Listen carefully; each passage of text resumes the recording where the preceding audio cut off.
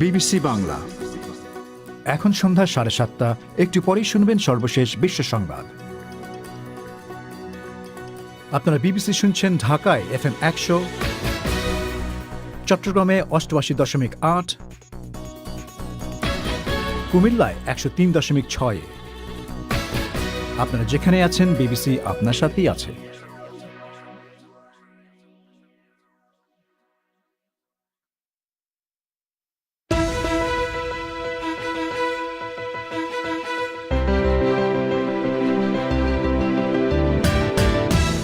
রাশিয়ায় রাজধানী মস্কোতে করোনা ভাইরাসের টিকা দেওয়া শুরু। বাংলাদেশে কিছু ইসলামী চিন্তাবিদ ভাস্কর্য নিয়ে নেতিবাচক মনোভাব প্রকাশ করেছেন। কুষ্টিয়ায় শেখ মুজিবুর রহমানের একটি ভাস্কর্য ভাঙচুর। রোহিঙ্গাদের ভাষান্তরে পাঠানোর পর হিউম্যান রাইটস ওয়াচের সমালোচনা। জবাবে বাংলাদেশের একজন কর্মকর্তা, বিবৃতি না দিয়ে তারা কিভাবে আছে এখানে তাদের জিজ্ঞেস করুক, তারা কি স্বেচ্ছায় গিয়েছে কিনা, তারা কি খাওয়া পাচ্ছে কিনা, যে আশ্রয় দিচ্ছে তারা বলেন যে আপনার আশ্রয় নেওয়াটা ঠিক হয় নাই, আর যে তারাই দিচ্ছে তাদেরকে কোনো কার্যকরী কিছু নিতে পারেন নাই। এ বিষয়ে আপনার কি মত? এ নিয়ে শুনবেন ফোন ইন। এসব নিয়েই শুরু হচ্ছে বিবিসি বাংলার সন্ধ্যের অনুষ্ঠান প্রবাহ।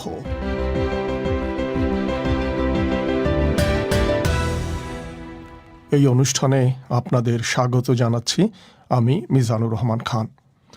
রাশিয়ায় করোনা ভাইরাসের টিকা স্পুটনিক ভি পরীক্ষার চূড়ান্ত পর্যায়ে থাকলেও রাজধানী মস্কোতে লোকজনকে এই টিকা দেওয়া শুরু হয়েছে। অর্থনীতি সচল রাখতে এবং সারা বিশ্বে টিকা দেওয়ার ক্ষেত্রে রাশিয়ার নেতৃত্বের ব্যাপারে প্রেসিডেন্ট পুতিন অনেক বেশি আগ্রহী। যারা সবচেয়ে বেশি ঝুঁকির মধ্যে আছে তাদেরকেই প্রথমে এই টিকা দেওয়া হচ্ছে।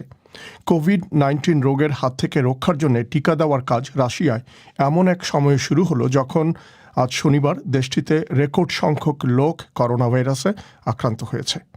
আরও শুনুন মানসী বড়ুয়ার কাছে।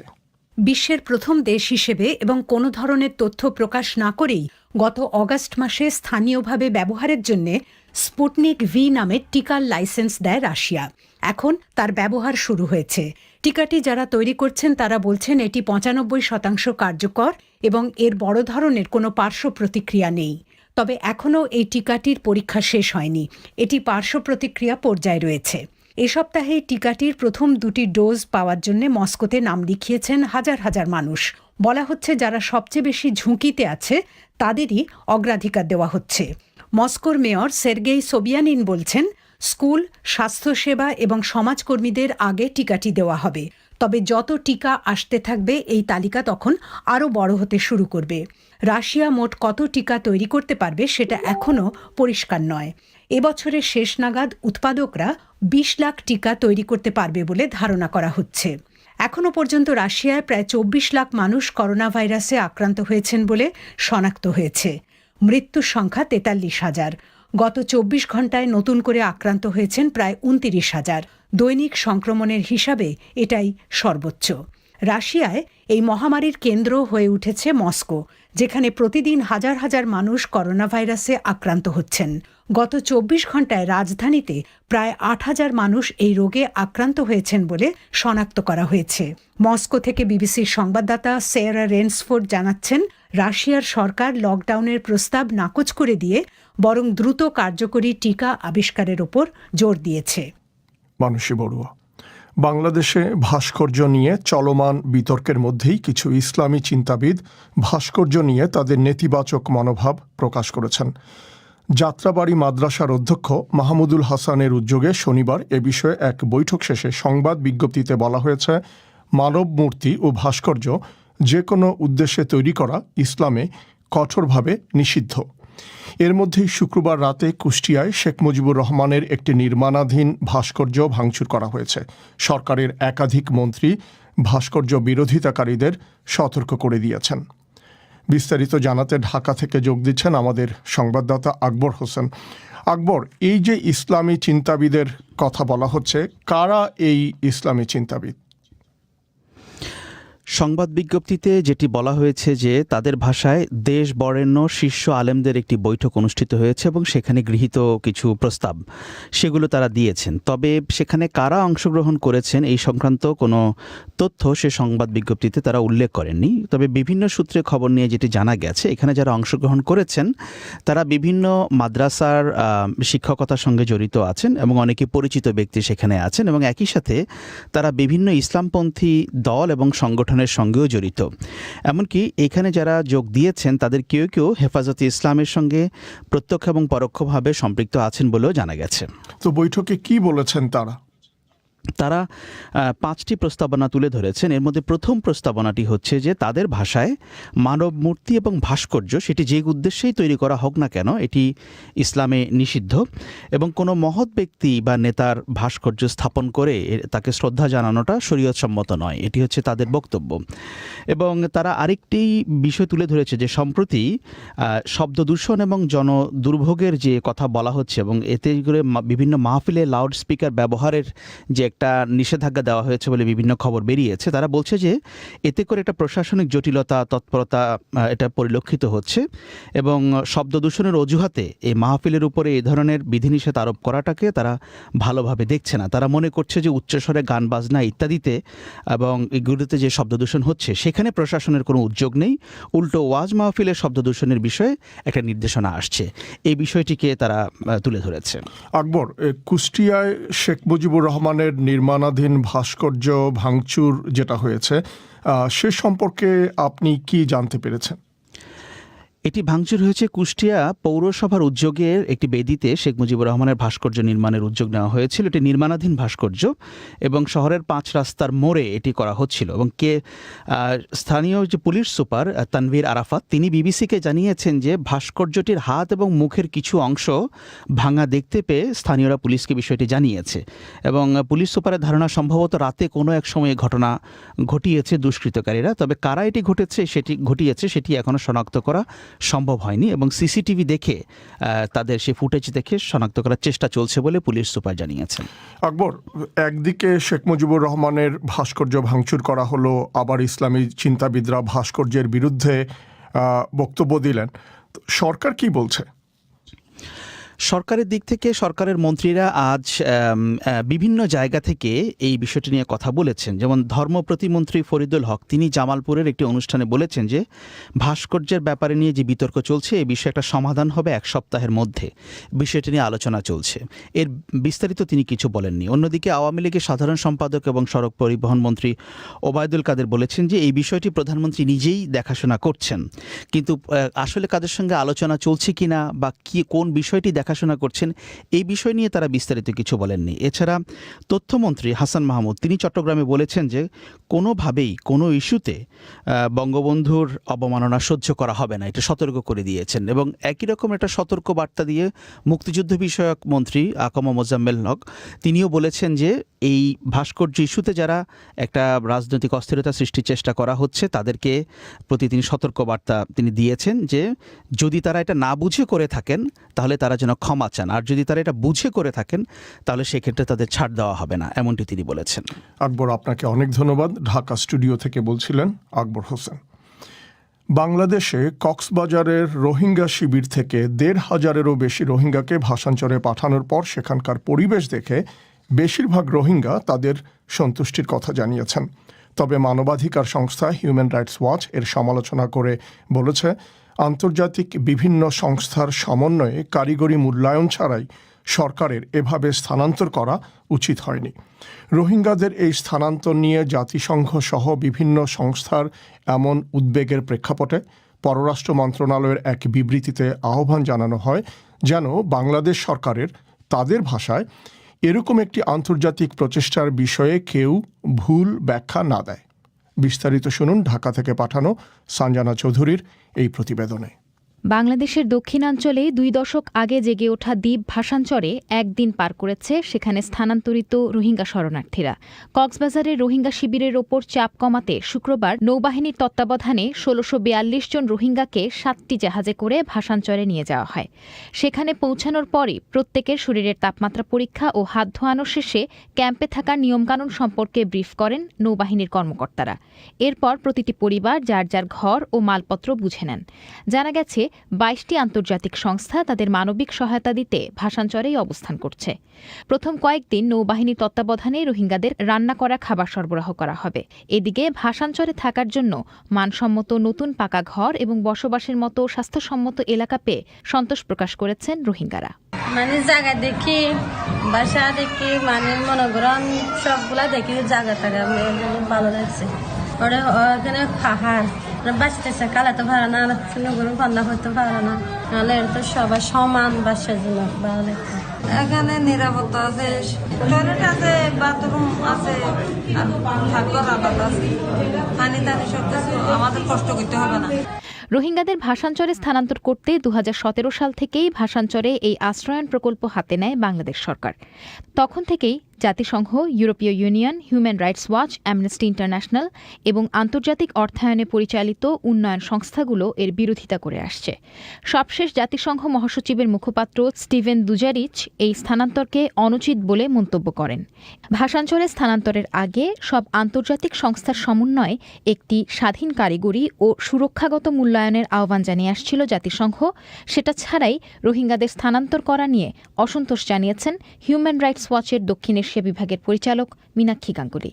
যখন বাংলাদেশ গভর্নমেন্ট বলেছিলেন যে তারা আগে ইন্ডিপেন্ডেন্ট টেকনিক্যাল অ্যাসেসমেন্ট করাবে ইউএনএস থ্রুতে, তো সেটা না করিয়ে কেন তারা এত তাড়াহুড়ো করে ওদেরকে শিফট করলেন? এটা একটা চর, সেই চরের মধ্যে মানুষকে রাখা সবসময় রিস্কি ব্যাপার হয়, কারণ আমরা তো জানি যে বে অফ বেঙ্গলে কিরকম ভাবে সাইক্লোন আসে। যদি একটা স্টর্ম সাইজ যে আইল্যান্ডটা ফ্লাড হয়ে যায়, যদি কিছু হয়ে যায় তাদের, তাহলে রেসপন্সিবিলিটি বাংলাদেশ গভর্নমেন্টের হবে। রেসপন্সিবিলিটি যখন বাংলাদেশ গভর্নমেন্টের, তারা রিস্কটা নিলেন কেন? তারা কিছুদিন ওয়েট করে যেটা সিস্টেম্যাটিক ওয়েতে করা উচিত ছিল। ভাসানচর নিয়ে শুরু থেকেই জাতিসংঘ সহ আন্তর্জাতিক সম্প্রদায়ের বিরোধিতা থাকায় সরেজমিনে পরিস্থিতি দেখতে রোহিঙ্গাদের একটি প্রতিনিধি দলকে গত সেপ্টেম্বরে সেখানে পাঠানো হয়। এর উদ্দেশ্য ছিল ভাসানচর ঘুরে এসে তারা যেন কক্সবাজারে থাকা রোহিঙ্গাদের সেখানকার পরিবেশ পরিস্থিতি জানায় এবং স্থানান্তরের ব্যাপারে উদ্বুদ্ধ করে। এখন স্থানান্তর প্রক্রিয়া শুরুর পর থেকেই আন্তর্জাতিক সংস্থাগুলো নানা প্রশ্ন তুলছে। এর প্রেক্ষাপটে বাংলাদেশ পররাষ্ট্র মন্ত্রণালয় এক বিবৃতিতে জানায়, এই আন্তর্জাতিক সংস্থাগুলো যেন কোনো ভুল ব্যাখ্যা না দেন। ভাসানচরে স্থানান্তরের বিষয়টিকে রোহিঙ্গাদের জীবনমান উন্নয়নের লক্ষ্যে বাংলাদেশ সরকারের একটি আন্তরিক প্রচেষ্টা বলে ওই বিবৃতিতে উল্লেখ করা হয়। এক্ষেত্রে আন্তর্জাতিক সংস্থাগুলোকে ভাসানচর প্রকল্প সরেজমিনে পর্যবেক্ষণে আসার আহ্বান জানিয়েছেন অতিরিক্ত শরণার্থী ত্রাণ ও প্রত্যাবাসন কমিশনার মোহাম্মদ শামসুদ্দৌজা। বিবৃতি না দিয়ে তারা কিভাবে আছে এখানে তাদের জিজ্ঞেস করুক, তারা কি স্বেচ্ছায় গিয়েছে কিনা, তারা কি খাওয়া পাচ্ছে কিনা, তাদের সাথে কথা বলুক, সেই ফ্যাসিলিটিসটা ওরা দেখে আসুক এখানে।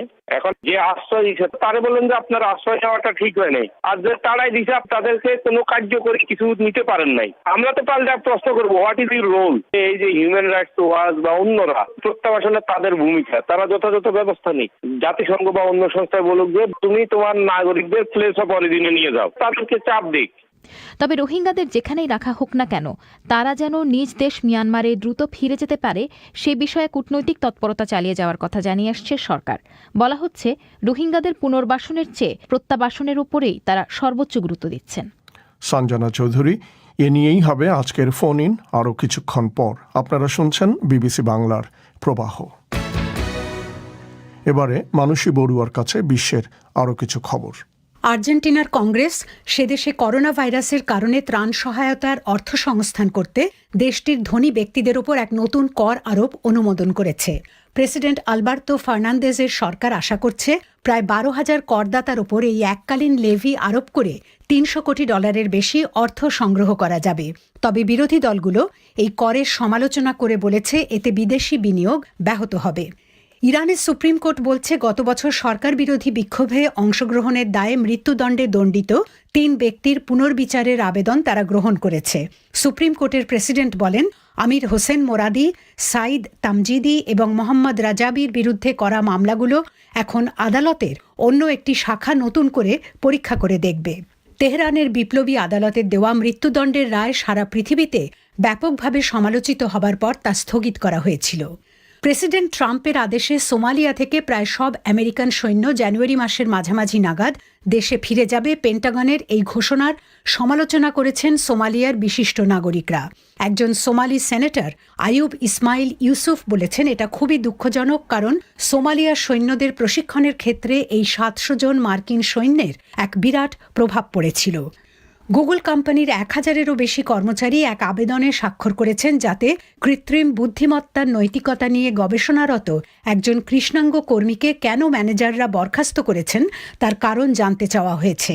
টিমনিট গেব্রু নামের ওই কর্মচারী বলছেন, ম্যানেজাররা তার কাজকে অন্যদের চেয়ে বেশি কঠোরভাবে সমালোচনা করতেন এবং প্রান্তিক কর্মীদের কণ্ঠরোধে দুঃখ প্রকাশ করে সহকর্মীদের কাছে এক ইমেল পাঠানোর পর তাকে চাকরিচ্যুত করা হয়।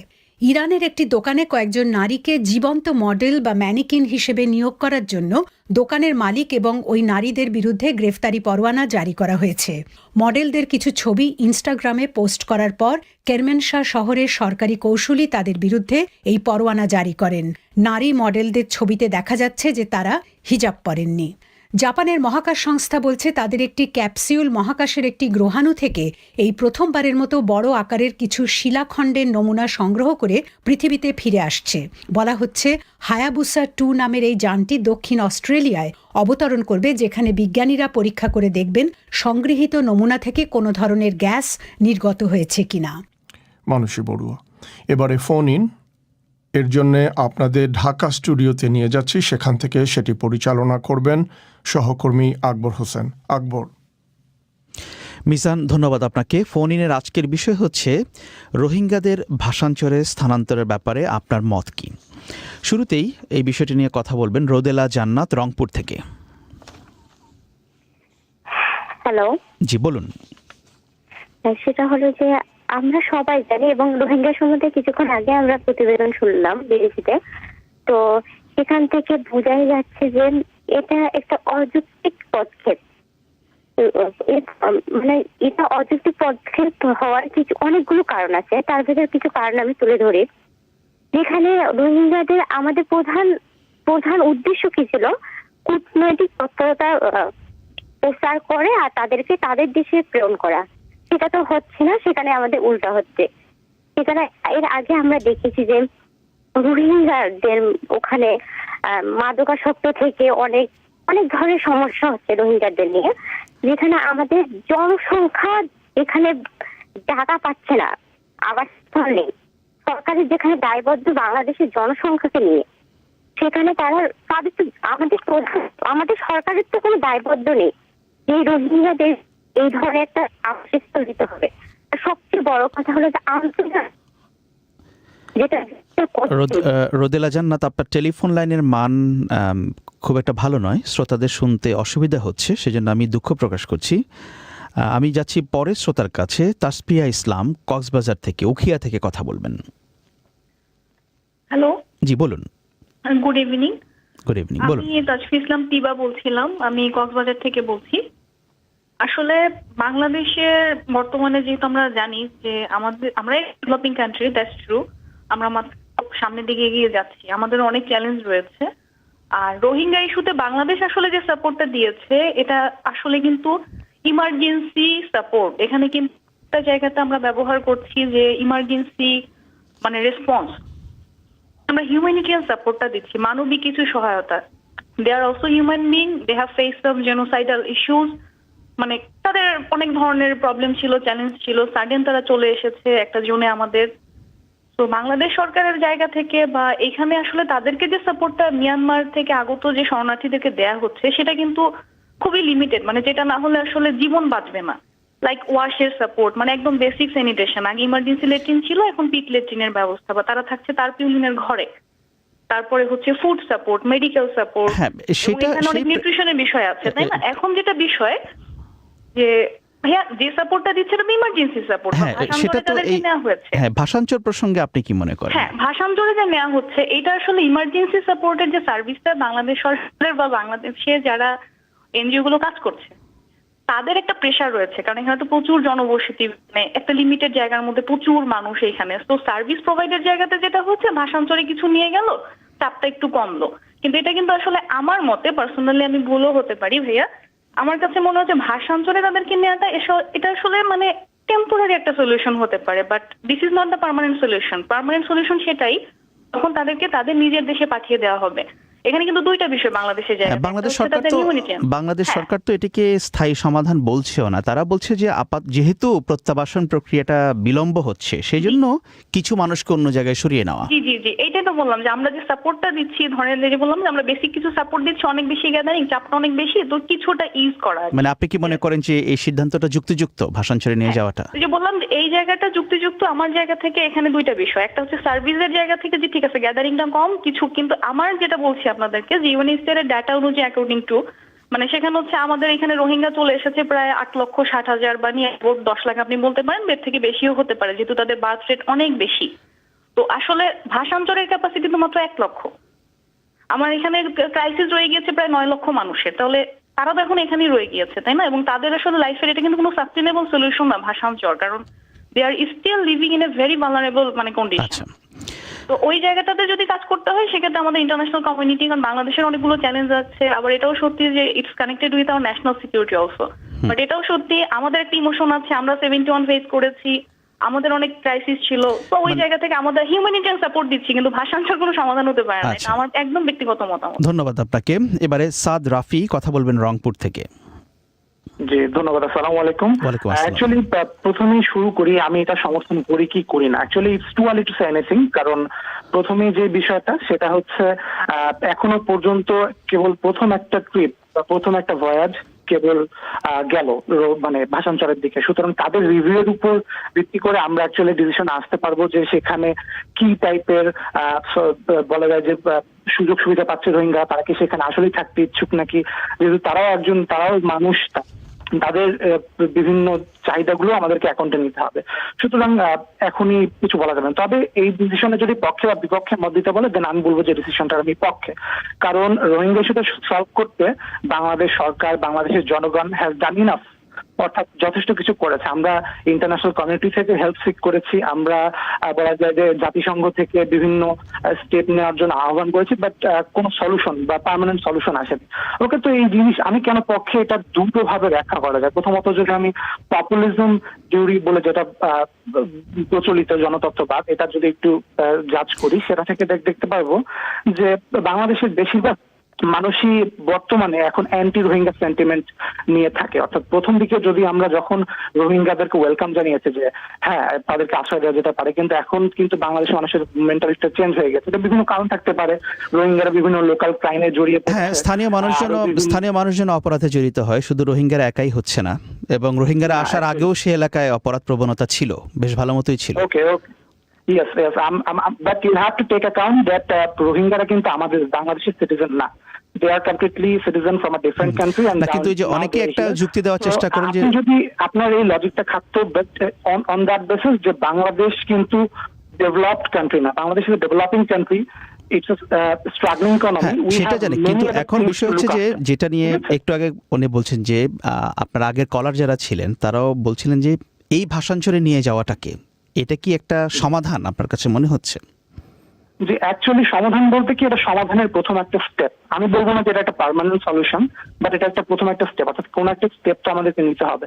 আমরা দেখি যে রোহিঙ্গাদেরকে কক্সবাজারের কুতুপালং, উখিয়া বিভিন্ন রেফিউজি ক্যাম্পে রাখার ফলে ইতিমধ্যেই যে লোকাল ডাইভার্সিটি এটা কিন্তু ব্যাপকভাবে পরিবর্তন হয়ে গেছে। আমি যদি শুধু বনভূমি হিসাবটা করি টিল ডেট, মানে মোটামুটি 6,000 একরের বনভূমি কিন্তু পরিবেশের উপর প্রভাব হয়ে গেছে, ধ্বংস হয়ে গেছে। হ্যাঁ সেটা ঠিক যে পরিবেশের উপরে প্রভাব পড়েছে, সেইগুলো তথ্য প্রমাণ এসেছে। ধন্যবাদ আপনাকে মিস্টার রাফি। আমি এর পরের কলারের কাছে যেতে চাই।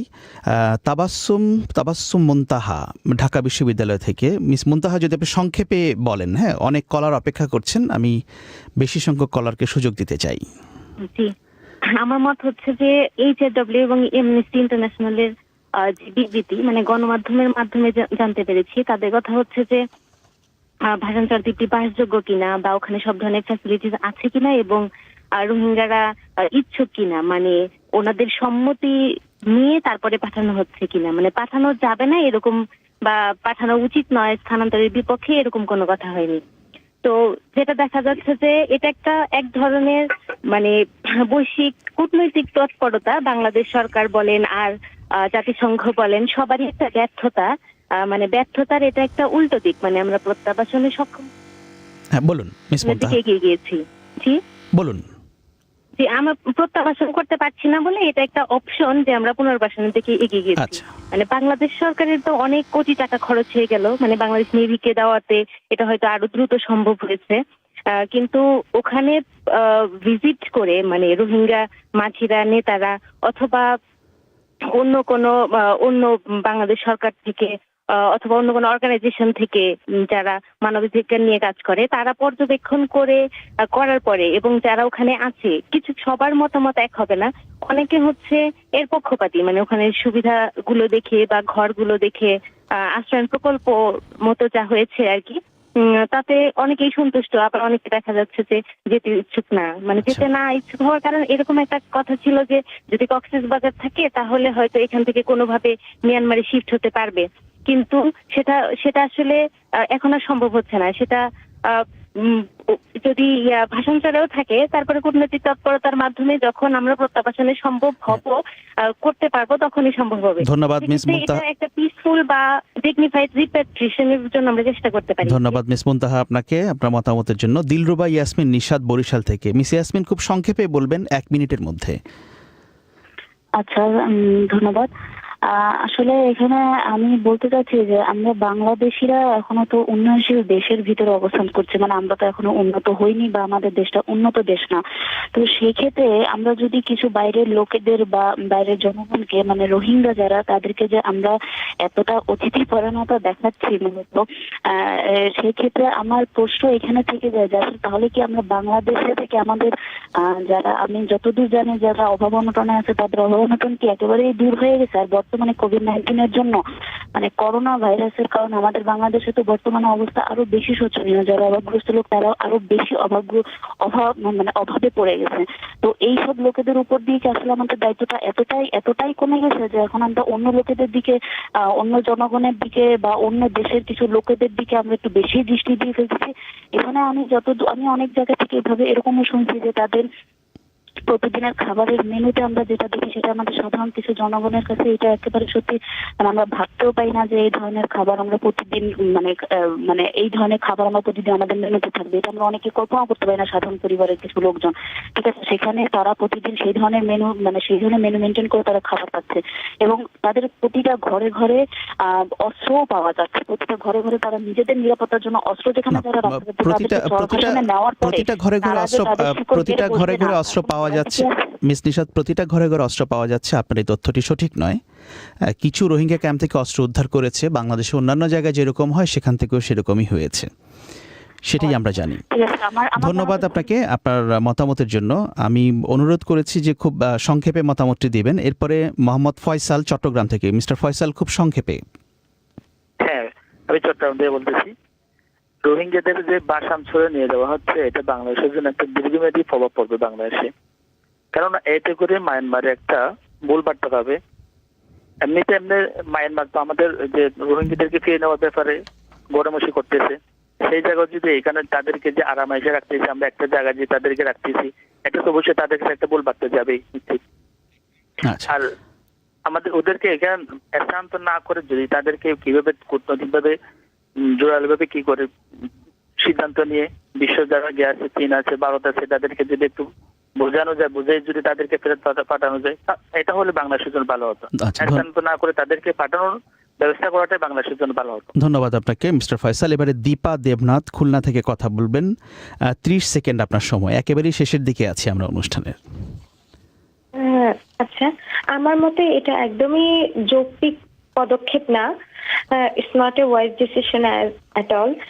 প্রথমত আমরা যদি এখানে তাদের পুনর্বাসনের ব্যবস্থা করি, মায়ানমার সরকার তাদের ফিরিয়ে নেওয়ার জন্য উদ্যোগী হবে না। আর যেহেতু তারা একটা চরে আছে, এটা খুবই একটা বিপজ্জনক স্থান। এবং 1971 সালে বাংলাদেশের অনেক মানুষ কিন্তু ইন্ডিয়ায় গিয়েছে এবং পরবর্তীতে তারা সুযোগ পেয়েছে বলে ওখানে বংশানুক্রমিক ভাবে থেকে গেছে এবং নাগরিক হয়েছে। এই ঘটনাটার পুনরাবৃত্তি এখানে ঘটারও কিন্তু একটা সম্ভাবনা আছে। ধন্যবাদ আপনাকে আপনার মতামতের জন্য। আমাদের হাতে নির্ধারিত সময় শেষ হয়ে গেছে। এখন শ্রোতাদের ফিরিয়ে নিচ্ছি লন্ডনে মিজানুর রহমান খানের কাছে। ধন্যবাদ আকবর। ঢাকা স্টুডিও থেকে ফোন ইন পরিচালনা করলেন আকবর হোসেন। শেষ করার আগে সংবাদ শিরোনাম। রাশিয়ায় রাজধানী মস্কোতে করোনা ভাইরাসের টিকা দেওয়া শুরু। বাংলাদেশে কিছু ইসলামী চিন্তাবিদ ভাস্কর্য নিয়ে নেতিবাচক মনোভাব প্রকাশ করেছেন। কুষ্টিয়ায় শেখ মুজিবুর রহমানের একটি ভাস্কর্য ভাঙচুর। আমাদের পরবর্তী অধিবেশন পরিক্রমা শুনবেন আশা করে বিবিসির লন্ডন স্টুডিও থেকে। আমি মিজানুর রহমান খান আপাতত এখানেই বিদায় চাইছি। ধন্যবাদ ব্যস্ততার মধ্যেও আমাদের অনুষ্ঠান শোনার জন্যে।